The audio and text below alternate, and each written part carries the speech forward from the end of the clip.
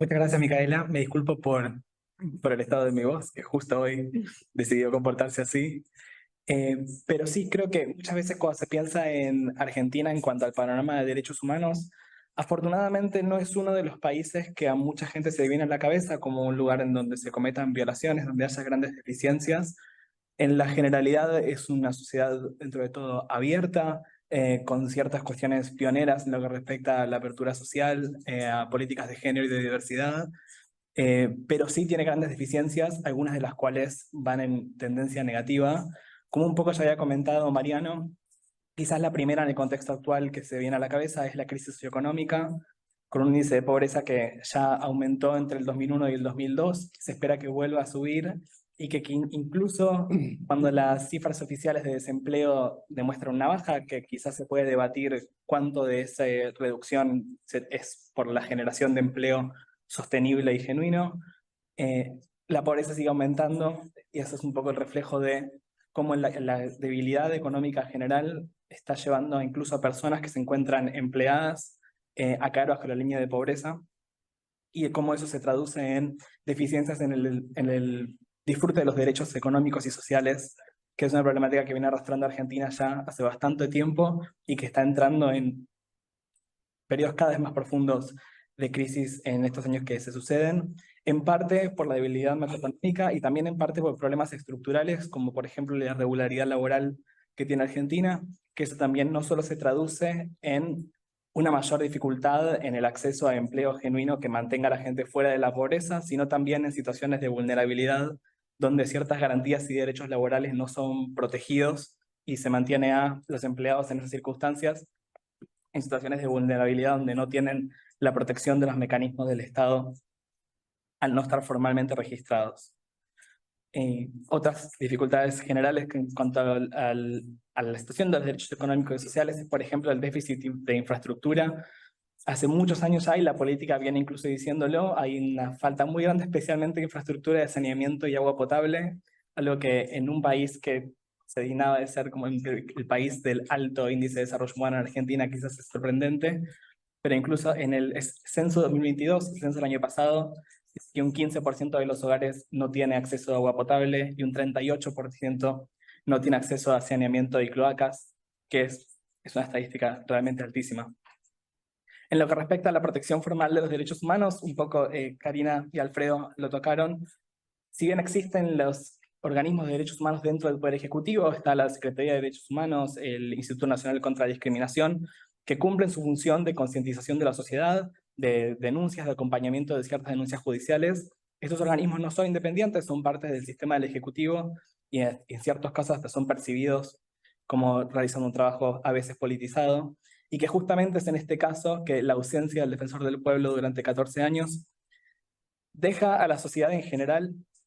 sino el mecanismo de protección, que no solamente es el único que está consagrado en la Constitución como genuinamente independiente del poder político, sino que también es el único que debería cumplir con los estándares internacionales, los principios de París que determinan cómo debería ser un genuino Instituto Nacional de Derechos Humanos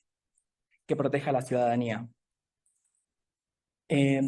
Me pareció también relevante hacer un recorrido por qué se dicen los foros internacionales sobre Argentina, particularmente porque Argentina hace muy poco acaba de pasar por su proceso del examen periódico universal ante el Consejo de Derechos Humanos. Es interesante que incluso, por ejemplo, al ser el representante del secretario de Derechos Humanos, la cuestión del lawfare, por ejemplo, fue algo que se llevó como una temática de derechos humanos, y eso también refleja que la forma en la que se está llevando actualmente el trabajo de defensa y promoción de los derechos humanos en Argentina está atravesada muy fuertemente por la situación política partidaria, y muchas veces no se implementa desde lo puro e independiente que debería ser el trabajo técnico de defensa de los derechos humanos.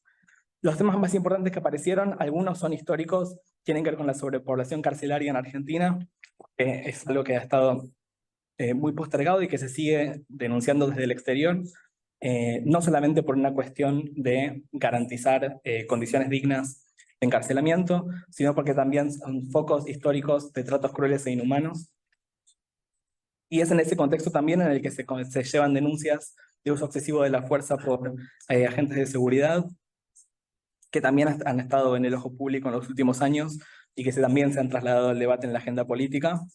Y el otro punto importante es también la violencia de género, que también como contaba Karina, sí ha habido una ampliación importante, no solamente de las políticas existentes de género, sino de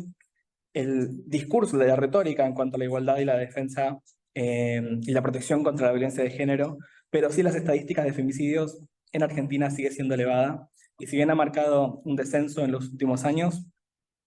el número que, me disculpo en este momento, no lo recuerdo,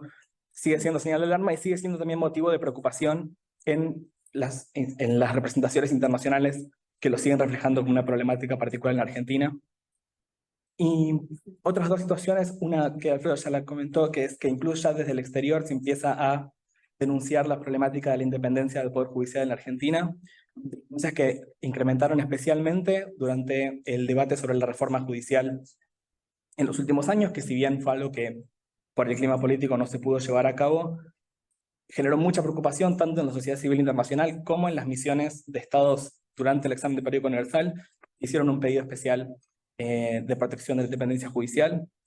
Y acá tomo también el informe que hizo FOPEA, del Foro de Protección del Periodismo en Argentina, que denunció no solamente que desde la política hay una retórica cada vez más hostil frente al trabajo periodístico, sino que también, como se ve en otros países quizás de Latinoamérica y en Argentina todavía no se veía,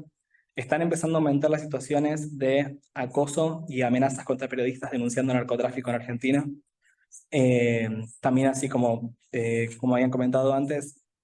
no hay mecanismos de protección eficientes para denunciantes de estas situaciones, no solamente del caso de corrupción, sino del delito en general. Y los periodistas, que son los que están en el frente de la línea, intentando llevar esto a la luz, están viéndose cada vez más amenazados y su trabajo cada vez más difícil en un país que, si bien todavía tiene una prensa abierta y un ambiente de diálogo abierto, eh, está empezando a encontrarse con estos desafíos particulares. Y como último punto importante, creo que muchas veces se puede ver que la participación internacional de los estados en cuanto a la protección de los derechos humanos, no solo en su país, sino en todo el mundo, muchas veces tiene efecto y se traduce en la política doméstica. Y en los últimos años hay mucha preocupación por las posturas que Argentina ha adoptado, particularmente con las crisis de derechos humanos regionales, sacando a Venezuela, el caso de Venezuela y el caso de Cuba, que si bien probablemente Tomás conozca mucho mejor los procesos de negociación que se dan con Argentina dentro del Consejo de Derechos Humanos, y que incluso en el Consejo de Derechos Humanos los patrones de votación de Argentina en realidad todavía no cambiaron, sí han cambiado en la OEA y sí han cambiado en su postura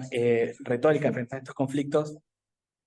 Y eso también genera preocupación, no solamente por la protección de la democracia y de los derechos humanos a nivel regional, sino también por cómo eso se puede traducir después, y esas son las actitudes frente a las violaciones de derechos humanos en el exterior. ¿Qué dice eso de la actitud del Estado argentino frente a potenciales amenazas a los derechos humanos y a la democracia a nivel interno? Creo que todo esto se traduce muchas veces en cómo en Argentina encaramos las políticas de derechos humanos, que desde ya los últimos años, no los últimos años, desde ya hace décadas, viene en gran parte dominada por el proceso de memoria, verdad y justicia, que todavía es tomado como un modelo a nivel regional y un proceso de transición judicial hacia la democracia, pero que no se terminó de dar quizás este paso de, si bien por supuesto hay que mantener el proceso de memoria, verdad y justicia, de dar este paso a el trabajo más general y técnico de derechos humanos que ya exceda la historia, que exceda las lecciones que por suerte Argentina ha adoptado del pasado, y que se convierta en un trabajo más técnico, más independiente, de mirada al futuro, y que incorpore todas las dimensiones de los derechos humanos, ya como una causa más estatal y separada de las cuestiones que tienen que ver con las campañas políticas. Creo que Argentina tiene como desafío poder incorporar los derechos humanos no como banderas que tienen que enarbolarse en un determinado caso o en otro, en una fecha u otra, en un acto o en otro, sino en tomarlo como los lineamientos técnicos básicos y de consensos de Estado que atraviesen a todo el arco político y que conviertan a los derechos humanos, como se entienden internacionalmente, en los estándares básicos de la implementación de políticas públicas en Argentina. Gracias.